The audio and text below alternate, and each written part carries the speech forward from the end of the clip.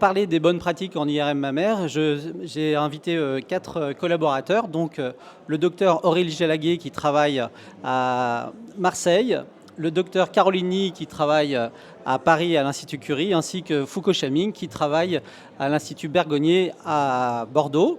Personnellement, je suis le docteur Cédric de Bazer et je travaille à l'hôpital Saint-Louis à Paris. Donc pour commencer, je vais me tourner vers Aurélie pour te demander, en fait, tu nous as parlé des indications en IRM mammaire et notamment, tu nous as expliqué qu'on pouvait faire maintenant aussi bien de l'angiomammographie que de l'IRM mammaire. Et donc, j'aurais voulu savoir, est-ce qu'il y a des cas de figure où il vaut mieux faire de l'angiomammographie ou bien plutôt de l'IRM mammaire ? Merci mon cher Cédric pour cette magnifique question. Alors l'IRM mammaire, du coup, ça va être systématique chez les patientes à haut risque puisqu'elles sont sensibles au rayonnement ionisant et qu'on est obligé d'utiliser l'IRM chez ces patientes-là. En revanche, l'angiomammographie peut être substituée à l'IRM dans les autres situations, c'est-à-dire dans les cas des bilans d'extension d'un cancer du sein.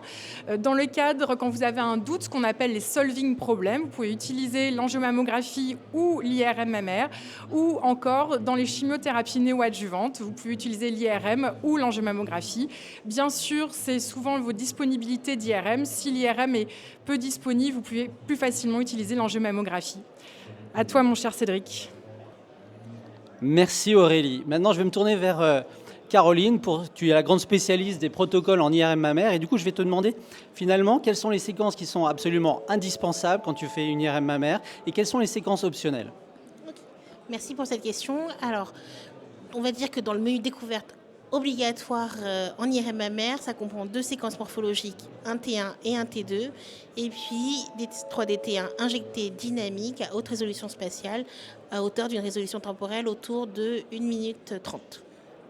Et en option, ce que vous pouvez rajouter, c'est soit une diffusion et ou des séquences ultra-fast injectées avant les séquences dynamiques conventionnelles.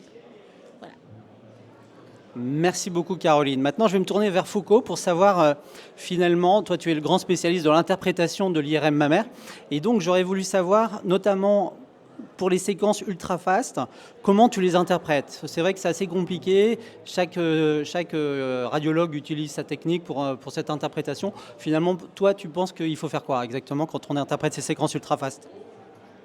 Merci Cédric pour cette question. Donc nous en fait en pratique les séquences ultra-fast on les utilise surtout pour les anomalies qui vont être indéterminées, quand les anomalies sont typiques, soit typiquement bénignes, soit au contraire très suspectes en IRM, eh bien on ne va pas utiliser ce paramètre-là. En revanche, quand on a des anomalies qui sont indéterminées, on va rajouter ce paramètre-là pour nous aider à avancer dans la caractérisation. Et nous en pratique, on regarde si le rehaussement est présent ou non sur les séquences ultra rapides. On ne fait pas d'évaluation quantitative, on regarde vraiment si le rehaussement est présent. Si le rehaussement est très précoce dans les différentes séries, on va considérer que c'est encore plus suspect que s'il apparaît vraiment sur les dernières acquisitions.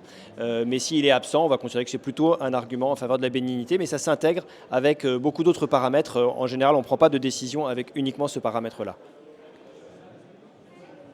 Merci beaucoup, j'espère que cette séquence va vous permettre d'interpréter mieux vos IRM mammaires.